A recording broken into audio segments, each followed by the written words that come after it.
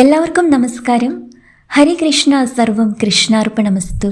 കൃഷ്ണായ വാസുദേവായ ദേവകീ നന്ദനായ ച നന്ദഗോപകുമാരായ ഗോവിന്ദായ നമോ നമ. സാക്ഷാൽ പൊന്നു ഗുരുവായൂരപ്പന്റെ അനുഗ്രഹം എല്ലാവരുടെ മേലും ഉണ്ടാവട്ടെ. വൈശാഖ മാസത്തിന്റെ പുണ്യ നിറവിൽ മിഴിനട്ടിരിക്കുകയാണ് നമ്മൾ ഓരോ ഭക്തജനങ്ങളും. ഇനി വളരെ ചെറിയ ദിവസങ്ങൾ മാത്രം കൂടിയുള്ളൂ അല്ലേ ഈ വൈശാഖ മാസം കഴിയാനായിട്ട്. ഈ ഒരു സമയത്ത് ഗുരുവായൂരപ്പന്റെ തിരുനടയിലെത്തി ഭഗവാനെ ഒന്ന് കാണാൻ സാധിക്കുക എന്ന് പറയുന്നത് ജന്മപുണ്യം തന്നെയാണെന്ന് നമ്മൾക്ക് എല്ലാവർക്കും അറിയാം. പക്ഷെ നമ്മളിൽ പലർക്കും ഈ ഒരു പുണ്യമാസത്തിൽ ഇതുവരെ ഭഗവാനെ ഒന്ന് പോയി കാണാൻ പറ്റിയിട്ടുണ്ടാവില്ലല്ലേ. അതിൽ ഒരുപാട് വിഷമിച്ചിരിക്കുന്ന ഒരുപാട് ഭക്തഹൃദയങ്ങളുണ്ട്.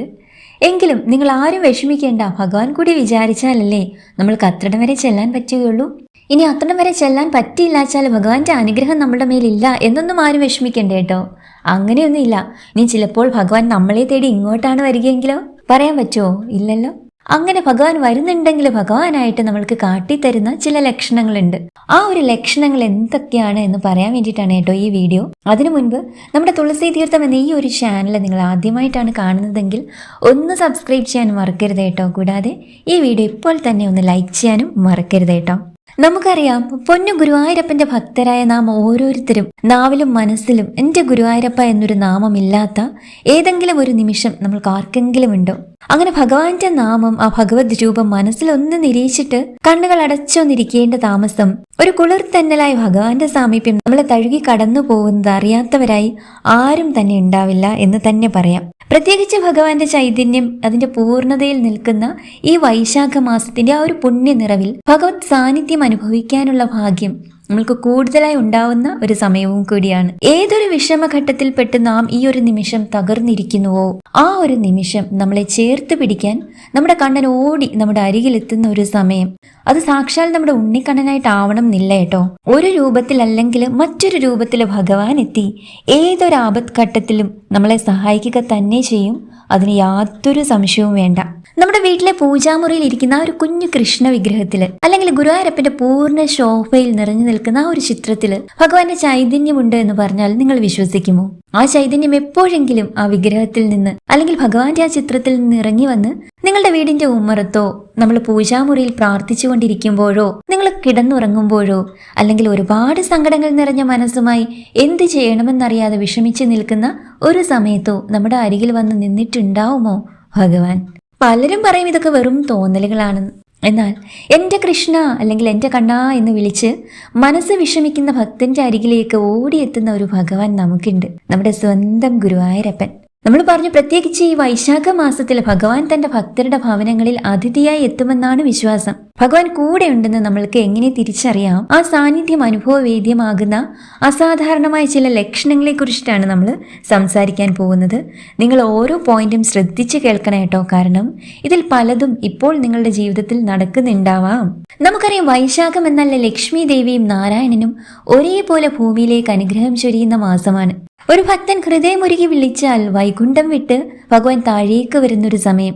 പണ്ട് കുറൂരമ്മയുടെ വീട്ടിൽ ഉണ്ണിക്കണ്ണൻ വന്ന് വീട്ടുജോലികൾ വരെ ചെയ്തു കൊടുത്ത കഥ നമ്മൾ കേട്ടിട്ടില്ലേ? അമ്മേ, എനിക്ക് വിശക്കുന്നു എന്ന് പറഞ്ഞ ഉമ്മറത്ത് വന്നിരുന്ന കണ്ണൻ ഇന്നും മനസ്സ് വിഷമിച്ച് നിൽക്കുന്ന അമ്മമാരുടെ മാത്രമല്ല കേട്ടോ, ഗുരുവായൂരപ്പനെ ഭക്തിയോടെ മനസ്സിൽ ചേർത്ത് വെച്ചിട്ടുള്ള ഏതൊരാളുടെ കൂടെയും ഭഗവാനുണ്ട്.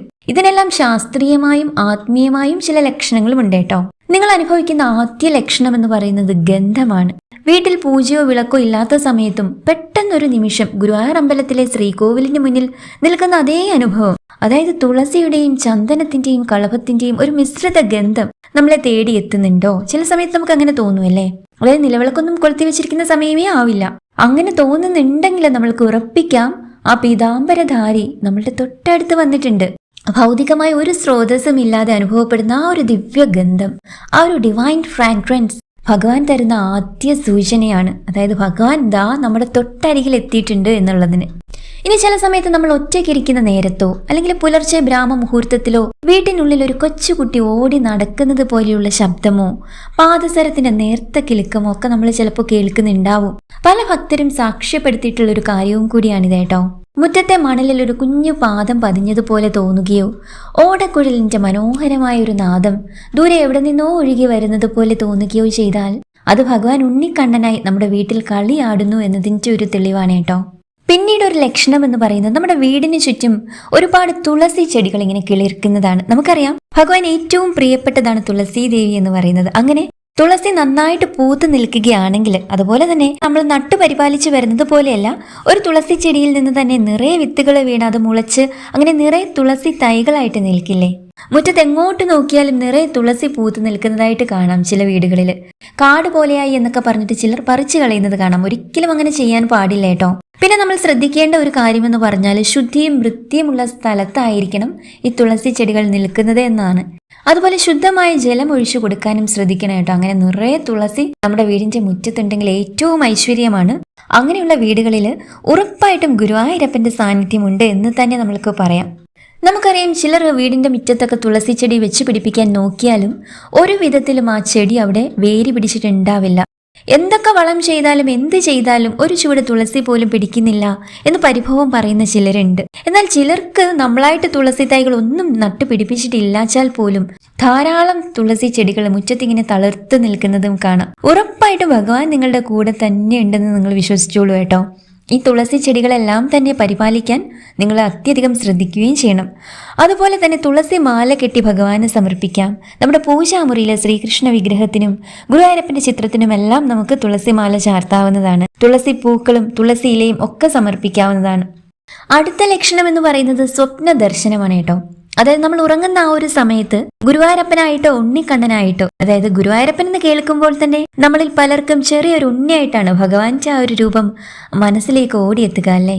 അങ്ങനെ ഒരു ദർശനം സ്വപ്നത്തിൽ ലഭിക്കുകയാണെങ്കിൽ, അതായത് ഒരു ചെറിയ ഉണ്ണി ഓടിക്കളിക്കുന്നതായിട്ടോ അല്ലെങ്കിൽ നമ്മുടെ അരികിലേക്ക് ഓടി എത്തുന്നതായിട്ടോ ഒക്കെ സ്വപ്നം കാണുകയാണെങ്കിൽ നിങ്ങൾ ഒന്ന് ഉറപ്പിച്ചോളൂ, അധികം വൈകാതെ തന്നെ നിങ്ങളുടെ ജീവിതത്തിൽ നല്ല കാലം വരുന്നതിന്റെ ലക്ഷണങ്ങളാണ്. ഭഗവാന്റെ സാന്നിധ്യം നമ്മുടെ തൊട്ടരികിലുണ്ട് എന്നതിന്റെ ലക്ഷണവും കൂടിയാണിത്. അതുപോലെ ഗുരുവായൂർ അമ്പലനട, ഇതൊക്കെ സ്വപ്നം കാണുന്നത് ഭഗവാൻ കൂടെ ചേർന്ന് നിൽക്കുന്നവർക്ക് മാത്രം ലഭിക്കുന്ന സ്വപ്ന ദർശനങ്ങളാണ് കേട്ടോ. ഭഗവാൻ എപ്പോഴും നാലമ്പലത്തിനകത്ത് മാത്രം ഇരിക്കുന്നവനല്ല. ചിലപ്പോൾ നിങ്ങളുടെ വാതുക്കൽ ഒരു യാചകനായോ വിശക്കുന്ന ഒരു കുട്ടിയായോ അദ്ദേഹം വരാം. ഈ മാസത്തിൽ നിങ്ങളുടെ വീട്ടുപടിക്കൽ ഒരു പശു വരികയോ അപ്രതീക്ഷിതമായ ഒരു മയിൽപ്പീലി മുറ്റത്ത് കാണപ്പെടുകയോ ചെയ്താൽ അത് ഐശ്വര്യത്തിന്റെ ലക്ഷണമാണ്. ആ വന്നത് ഭഗവാൻ അയച്ച സന്ദേശവാഹകനാണ് എന്ന് തന്നെ പറയാം. വരുന്ന അതിഥികളെ സ്നേഹത്തോടെ സ്വീകരിക്കാൻ നമ്മൾ ശ്രദ്ധിക്കണം കേട്ടോ. അതുപോലെ ഒരു ലക്ഷണം എന്ന് പറയുന്നത് ഉപ്പനില്ലേ, നിങ്ങളുടെ വീടുകളിൽ ഉപ്പൻ വന്നു പോകുന്നു എന്നൊന്ന് ശ്രദ്ധിക്കുക കേട്ടോ. നമുക്കറിയാം ശകുനശാസ്ത്രം അനുസരിച്ച് ധാരാളം ഭാഗ്യം നമ്മളിൽ നിറയ്ക്കാൻ കഴിവുള്ള ഒരു പക്ഷിയാണ് ഉപ്പൻ എന്ന് പറയുന്നത്. അങ്ങനെ ഉപ്പന്റെ ഒരു സാന്നിധ്യം സ്ഥിരമായി നമ്മുടെ തൊടിയിലും വീടിന്റെ പരിസരത്തും ഒക്കെ ഉണ്ടാവുകയാണെങ്കിൽ ലക്ഷ്മി നാരായണ സാന്നിധ്യവും സാക്ഷാൽ മഹാലക്ഷ്മി ദേവിയുടെ അനുഗ്രഹവും ഒക്കെ നമ്മളിൽ എന്നും ചേർന്നുണ്ടാവും എന്നാണ് പറഞ്ഞു വരുന്നത്. അതുകൊണ്ട് തന്നെ ഉപ്പന്റെ സാന്നിധ്യം സ്ഥിരമായി നമ്മുടെ വീട്ടിൽ ഉണ്ടാവുകയാണെങ്കിൽ ഗുരുവായൂരപ്പന്റെ സാന്നിധ്യം നമ്മുടെ വീടുകളിൽ ഉണ്ട് എന്ന് തന്നെ നമുക്ക് പറയാം. സാധാരണയായി പെട്ടെന്ന് അങ്ങനെ കടന്നു വരില്ല ഉപ്പൻ നമ്മുടെ മുൻപിൽ. വന്നാൽ തന്നെ നമ്മുടെ ഒരു പ്രസൻസ് ഉണ്ടെങ്കിൽ പറന്നങ്ങ് പോവുകയും ചെയ്യും പെട്ടെന്ന്. എന്നാൽ ഇങ്ങനെ അല്ലാതെ ആൾ കുറേ നേരം നമ്മുടെ ചുറ്റുവട്ടത്തൊക്കെ തന്നെ ഉണ്ടെങ്കിൽ ഒന്നുറപ്പിക്കാം, ഗുരുവായൂരപ്പന്റെ സാന്നിധ്യം വിളിച്ചോതുന്ന ഒരു ലക്ഷണമാണിത്. അതുപോലെ തന്നെ ഉപ്പനെ കാണുമ്പോൾ എന്തെങ്കിലും ഭക്ഷണം കൊടുക്കുന്നതും ഒക്കെ വളരെ അനുഗ്രഹമാണ് കേട്ടോ. കല്ലെറിഞ്ഞ് ഓടിക്കാൻ ഒന്നും ഒരിക്കലും ശ്രമിക്കരുത് കേട്ടോ. അതുപോലെ നമ്മൾ ഏതെങ്കിലും ഒരു ശുഭകാര്യത്തിന് ഇറങ്ങി പുറപ്പെടുന്ന ഒരു സമയത്ത് ഉപ്പനെ കണ്ടാൽ അതും വളരെയധികം ഐശ്വര്യമാണ്. അതുപോലെ ത്രിസന്ധ്യയ്ക്ക് നമ്മൾ നിലവിളക്ക് കൊളുത്തുന്ന ആ ഒരു സമയം ഉപ്പന്റെ ശബ്ദം കേൾക്കുകയാണെങ്കിൽ വളരെ ശുഭമായ ഒരു ലക്ഷണമായിട്ടാണ് ആചാര്യന്മാർ പറയുന്നത് കേട്ടോ. അതായത് ഭഗവാന്റെ സാന്നിധ്യം വിളിച്ചറിയിക്കുന്നതാണ് ഇതൊക്കെയും. അടുത്തൊരു ലക്ഷണം എന്ന് പറയുന്നത് നമ്മുടെ തൊടിയിലും മുറ്റത്തും ഒക്കെ ആയിട്ട് ഇടയ്ക്ക് മഞ്ചാടിക്കുരു വീണ് കിടക്കുന്നതായിട്ട് കാണാം. എന്നാൽ മഞ്ചാടി ചെടി നമ്മുടെ വീടിന്റെ പരിസരത്ത് പോലും ഉണ്ടാവില്ല. ഇങ്ങനെ സ്ഥിരമായി നമ്മൾ പോകുന്ന വഴിക്കോ നമ്മുടെ മുറ്റത്തോ മറ്റോ നിത്യവും മഞ്ചാടി കാണുകയാണെങ്കിൽ ചിലപ്പോൾ പൂജാമുറിയിലാവും ഒരു മഞ്ചാടിക്കുരു വീണ് കിടക്കുന്നതായിട്ട് നമ്മൾ കാണുന്നത്. ഇങ്ങനെ വല്ലതും കാണുകയാണെങ്കിൽ ഗുരുവായൂരപ്പന്റെ അനുഗ്രഹമാണെന്ന് തന്നെ പറയാം. നമുക്കറിയാം ഭഗവാന് ഏറെ പ്രിയപ്പെട്ടതാണ് ഈ മഞ്ചാടിക്കുരു എന്നത്. മഹാഭാഗ്യം ഏതാനും ദിവസങ്ങൾക്കുള്ളിൽ തന്നെ നമ്മളെ തേടിയെത്തും എന്ന് തന്നെ നമ്മൾക്ക് ഉറപ്പിക്കാം ഈ മഞ്ചാടിക്കുരുവിന്റെ സാന്നിധ്യം യാദൃശ്ചികമായിട്ട് നമ്മൾക്ക് ഉണ്ടാവുകയാണെങ്കിൽ. ഇനി അടുത്തൊരു ലക്ഷണം എന്ന് പറയുന്നത് നമുക്കറിയാം ഭഗവാൻ ഏറെ പ്രിയപ്പെട്ടതാണ് പാൽപായസം എന്ന് പറയുന്നത് അല്ലേ. നമ്മൾ വിശേഷപ്പെട്ട ദിവസങ്ങളിൽ വീട്ടിൽ പാൽപായസം ഉണ്ടാക്കാറുണ്ട്. ഇങ്ങനെ നമ്മുടെ വിശേഷപ്പെട്ട ദിവസങ്ങളിൽ പാൽപായസം വെക്കുന്ന ആ ദിവസം കിളികളുടെ അല്ലെങ്കിൽ അണ്ണാൻ്റെ ഒക്കെ കലവില ശബ്ദങ്ങൾ പുറത്ത് കേൾക്കുകയാണെങ്കിൽ ഒന്നുറപ്പിച്ചോളൂ, ഭഗവാൻ നമ്മുടെ വീട്ടിലെത്തിയിട്ടുണ്ട്. ഈ ഒരു സമയം നമ്മൾക്ക് ഒരു ഗ്ലാസ് പായസം നമ്മളൊക്കെ കുടിക്കുന്നതിന് മുൻപായിട്ട് ഭഗവാൻ ഒരു നിവേദ്യമായിട്ട് നമ്മൾക്ക് പൂജാമുറിയിൽ കൊണ്ട് സമർപ്പിക്കാവുന്നതാണ്. അടുത്തൊരു ലക്ഷണം എന്ന് പറയുന്നത്, നമുക്കറിയാം എത്രയോ നാളുകൾ കാത്തിരുന്നിട്ടാവും ആ ഒരു തിരുനടയിലെത്തി ഭഗവാനെ ഒന്ന് കാണാൻ നമ്മൾക്ക് സാധിക്കുക അല്ലേ. അത്രയും ചെന്നാലോ നിറയുന്ന കണ്ണുകളിലൂടെ ഭഗവാനെ ഞാൻ പൂർണ്ണമായി കണ്ടുവോ എന്ന സംശയം പിന്നെയും നമ്മൾക്ക് ബാക്കിയാവും അല്ലേ. ഭഗവാനെ കുറിച്ച് എഴുതിയ ഒരു പാട്ടിലെ വരികൾ നമ്മൾ കേട്ടിട്ടുണ്ട്. പരിഭവം പറയാൻ ഞാൻ എത്തി, നിന്റെ ചിരിയിൽ ഞാൻ എല്ലാം മറന്നു. അങ്ങനെ പറയാൻ കുറേ കാര്യങ്ങൾ അക്കമിട്ട് മനസ്സിൽ ഉറപ്പിച്ചാണല്ലോ കണ്ണാ ഞാൻ നിന്റെ തിരുമുന്നിൽ എത്തിയത്. എന്നിട്ട് നിന്റെ മുന്നിലെത്തി കൈകൂപ്പി നിന്ന ആ ഒരു നിമിഷമൊക്കെയും ആ പറയാൻ വന്നതെല്ലാം മനസ്സിൽ നിന്ന് മാഞ്ഞു പോയല്ലോ എന്റെ കണ്ണാ. ഒരു നിമിഷാർദ്ധമാവും ഭഗവാനെ കാണാനായിട്ട് നമ്മൾക്ക് ആ ഒരു തിരുനടയിൽ എത്തുമ്പോൾ പറ്റുകയല്ലേ. ആ ഒരു സമയത്ത് ഭഗവാന്റെ ആ ഒരു രൂപം ഒന്ന് മനസ്സിൽ ഉറപ്പിക്കാനുള്ള ഒരു തത്രപ്പാടിലാവും നമ്മുടെ കണ്ണുകൾ നിറഞ്ഞു തുളുമ്പുന്നുണ്ടാവും. ഭഗവാനെ നമ്മൾ ശരിക്കും കണ്ടോ എന്ന് നമ്മൾ ആ ഒരു നടയിൽ ഒരു നിമിഷം തൊഴുതിട്ട് അവിടെ നിന്ന് അങ്ങോട്ട് നീങ്ങുമ്പോൾ നമ്മുടെ മനസ്സിൽ ആ ഭഗവത് രൂപം ഒന്നും കൂടെ ഒന്ന് ഉറപ്പിച്ചെടുക്കാൻ ശ്രമിക്കുമ്പോൾ നമ്മളുടെ മനസ്സിൽ ആ രൂപം വീണ്ടും വരുന്നുണ്ടാവുമോ? ആ ഒരു നിമിഷമായിരിക്കും, ആ തൊഴുത് ഇറങ്ങുന്ന ഒരു നിമിഷമായിരിക്കും ഒരുപാട് കാര്യങ്ങൾ പറയാൻ വന്നിട്ടും ഒന്നും ഞാൻ നിന്റെ മുന്നിൽ പറഞ്ഞില്ലല്ലോ എന്നൊരു തിരിച്ചറിവ് നമ്മളിൽ പലർക്കും ഉണ്ടാവുന്നതല്ലേ. അങ്ങനെ ഭഗവാന്റെ ആ ഒരു പുഞ്ചിരിക്കുന്ന മുഖം കാണുമ്പോൾ നിറയുന്ന കണ്ണുകൾക്കപ്പുറം നമ്മൾ ആ ഒരു മുഖം ഓർമ്മയിലേക്ക് ചേർത്ത് പിടിക്കാൻ ശ്രമിക്കുമ്പോൾ പറയാൻ വന്നതെല്ലാം നമ്മൾ മറന്നുപോയിട്ടുണ്ടാവും. അങ്ങനെ നമ്മൾ ആ പരിഭവങ്ങളൊന്നും ഭഗവാനോട് പറയാതെ തിരിച്ച് വീട്ടിലെത്തി കഴിയുമ്പോഴോ ചില സന്തോഷ വാർത്തകൾ ചിലപ്പോൾ നമ്മളെ തേടി എത്തുന്നുണ്ടാവും. അല്ലെങ്കിൽ കാലങ്ങളായി നമ്മൾ ആഗ്രഹിച്ച ഒരു കാര്യം നടന്നു കിട്ടുന്നുണ്ടാവും. അല്ലെങ്കിൽ ഒട്ടും പ്രതീക്ഷിക്കാതെ ഒരു സ്ഥലത്ത് നിന്ന് നമുക്ക് ആവശ്യമായ ഒരു സഹായം ലഭിക്കും. അതായത് ഏതെങ്കിലും രൂപത്തിൽ ഭഗവാൻ നമ്മളെ സഹായിക്കും, ചേർത്ത് പിടിക്കുക തന്നെ ചെയ്യും. ആ തിരുനടയിലെത്തി ഒന്നും പറഞ്ഞില്ലെങ്കിൽ പോലും എല്ലാം അറിഞ്ഞ് ഭഗവാൻ ഒക്കെയും നമുക്ക് നടത്തി തരുമെന്ന് സാരം. ഇനി കുറച്ച് കാലതാമസം ഉണ്ടായാലും ഒക്കെയും ഭഗവാൻ നടത്തി തരുമെന്നതിന് യാതൊരു സംശയവും വേണ്ട. ഇത് ഭഗവാൻ നമ്മുടെ കൂടെ തന്നെ ഉണ്ട് എന്നതിന്റെ ഒരു ലക്ഷണമാണ് കേട്ടോ. അതുപോലെ തന്നെ ഭഗവാന്റെ നാമമോ ഒരു ചിത്രമോ പെട്ടെന്ന് തന്നെ ഒന്ന് കേൾക്കുകയോ കാണുകയോ ചെയ്താൽ നിങ്ങളുടെ കണ്ണുകൾ പെട്ടെന്ന് നിറയുന്നുണ്ടെങ്കിൽ ഒന്നുറപ്പിച്ചോളൂ, ആ കാരുണ്യമൂർത്തിയായ ഭഗവാൻ നിങ്ങളുടെ കൂടെ തന്നെയുണ്ട്. എൻ്റെ ഗുരുവായൂരപ്പ എന്നൊന്ന് വിളിക്കാൻ മനസ്സ് തുനിയുന്ന ആ ഒരു നിമിഷം, അല്ലെങ്കിൽ ഭഗവാന്റെ ആ ഒരു ചിത്രം കാണുമ്പോൾ നമ്മുടെ കണ്ണുകൾ പെട്ടെന്ന് അകാരണമായിട്ട് നിറയുന്നുണ്ടെങ്കിൽ ഭഗവത് സാന്നിധ്യം നമ്മുടെ തൊട്ടരികിൽ തന്നെ ഉണ്ട് എന്ന് നിങ്ങൾ ഉറപ്പിച്ചോളൂ കേട്ടോ. ഏറ്റവും വലിയ ലക്ഷണം എന്ന് പറയുന്നത്, അതായത് ഭഗവാൻ നമ്മളുടെ കൂടെയുണ്ട്, സാക്ഷാൽ നമ്മുടെ പൊന്നു ഗുരുവായൂരപ്പൻ നമ്മുടെ കൂടെയുണ്ട് എന്നതിൻ്റെ ഏറ്റവും വലിയ ലക്ഷണം എന്ന് പറയുന്നത് നമ്മുടെ ഉള്ളിൽ തന്നെയാണ്. ജീവിതത്തിൽ വലിയ പ്രതിസന്ധികൾ വരുമ്പോൾ പോലും, അതായത് ഒരുപാട് സങ്കടങ്ങളൊക്കെ ജീവിതത്തിൽ ഉണ്ടാവുന്നുണ്ടെങ്കിലും എൻ്റെ കൂടെ ഗുരുവായൂരപ്പൻ ഉണ്ടല്ലോ, പിന്നെ ഞാൻ എന്തിനു പേടിക്കണം എന്നൊരു ഉറച്ച ചിന്ത നിങ്ങളുടെ ഉള്ളിൽ വരുന്നുണ്ടെങ്കിൽ അതാണ് ഭഗവാൻ നമ്മുടെ കൂടെയുണ്ട് എന്നതിൻ്റെ ഏറ്റവും വലിയ സാന്നിധ്യം. ഭയം മാറി ധൈര്യം നിറയുന്ന നിമിഷം നിങ്ങൾ ഭഗവാനുമായി ബന്ധിക്കപ്പെട്ട് കഴിഞ്ഞു എന്ന് തന്നെ പറയാം. ഇത് ഭഗവാന്റെ ഭക്തജനങ്ങൾക്ക് കിട്ടുന്ന പ്രത്യേക ഒരു അനുഗ്രഹമാണ് കേട്ടോ. അതായത് എത്ര വലിയ കൊടുങ്കാറ്റുണ്ടായാലും, എത്ര വലിയ തടസ്സങ്ങൾ നമ്മുടെ മുൻപിൽ ഉണ്ടായാലും, എത്ര വലിയ ദുഃഖങ്ങൾ നമ്മുടെ മുന്നിൽ ഉണ്ടായാലും എൻ്റെ ഗുരുവായൂരപ്പൻ എൻ്റെ കൂടെ ഉണ്ടല്ലോ, ഇതെല്ലാം മാറും, ഞാൻ ഈ വീണ് കിടക്കുന്നിടത്ത് നിന്നും ഉയർത്തെഴുന്നേൽക്കും എന്നുള്ള ഒരു ആത്മവിശ്വാസം നമ്മളുടെ മനസ്സിൽ നിറയുന്നുണ്ടെങ്കിൽ അതിൽ പരം ഒരു ഭഗവത് സാന്നിധ്യം നമ്മുടെ കൂടെ ഉണ്ട് എന്ന് ഉറപ്പിക്കാൻ വേറൊരു ലക്ഷണങ്ങളുടെയും ആവശ്യമില്ലാന്നേ. കൂടെ തന്നെയുണ്ട് ഭഗവാൻ.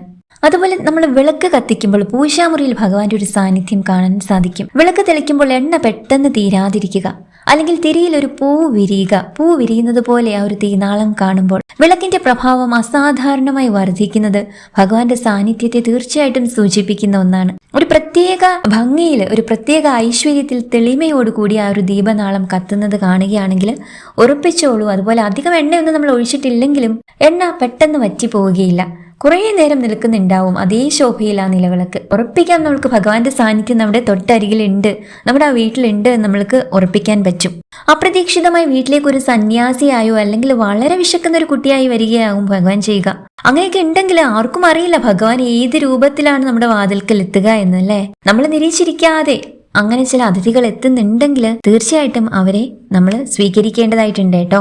അതുപോലെ വീടിന്റെ ഉമ്മറത്ത് പശുക്കളോ മയിലുകളോ ഒക്കെ വരുന്നത് ഭഗവാൻ ഏറെ പ്രിയപ്പെട്ടതാണ്. ഈ ജീവികളൊക്കെ തന്നെ, പശു, മയില്, ഉപ്പനൊക്കെ അല്ലേ. ഇവരൊക്കെ സാന്നിധ്യം നമ്മുടെ വീടിന്റെ മുറ്റത്ത് ഉണ്ടാവുകയാണെങ്കിൽ ഉറപ്പിക്കാം ഭഗവത് സാന്നിധ്യം നമ്മുടെ വീടുകളിൽ ഉണ്ട് എന്നത്. ഭഗവാൻ അങ്ങനെ വൈകുണ്ഠത്തിൽ മാത്രമല്ല നമ്മുടെ പൂജാമുറിയിലും നമ്മുടെ ഹൃദയത്തിലും എല്ലാം ഉണ്ട് എന്നാണ് പറഞ്ഞു വരുന്നത്. ഈ വൈശാഖ പുണ്യകാലം ഭഗവാനെ സ്മരിക്കാനായിട്ട് തന്നെ നമുക്ക് മാറ്റിവെക്കാം. നിങ്ങൾക്ക് ഇതിൽ ഏതെങ്കിലും അനുഭവം ഉണ്ടായിട്ടുണ്ടോ എങ്കിൽ അത് മറക്കാതെ താഴെ കമന്റ് ഒന്ന് ചെയ്യുക കേട്ടോ. നിങ്ങളുടെ ഓരോ കമന്റ് ഭഗവാനോടുള്ള പ്രാർത്ഥനയായിട്ട് തന്നെ മാറട്ടെ. ഈ വൈശാഖ പുണ്യകാലത്ത് ഭഗവാന്റെ നാമങ്ങൾ ജപിച്ചുകൊണ്ട് നമുക്ക് മുന്നോട്ട് പോവാം. ഓം നമോ നാരായണായ എന്ന കമന്റ് ബോക്സിൽ രേഖപ്പെടുത്തി ഈ വീഡിയോ മറ്റുള്ളവരിലേക്കും എത്തിക്കുക. ഭഗവാന്റെ കൃപ എല്ലാവരിലും ഉണ്ടാവട്ടെ. നന്ദി, നമസ്കാരം.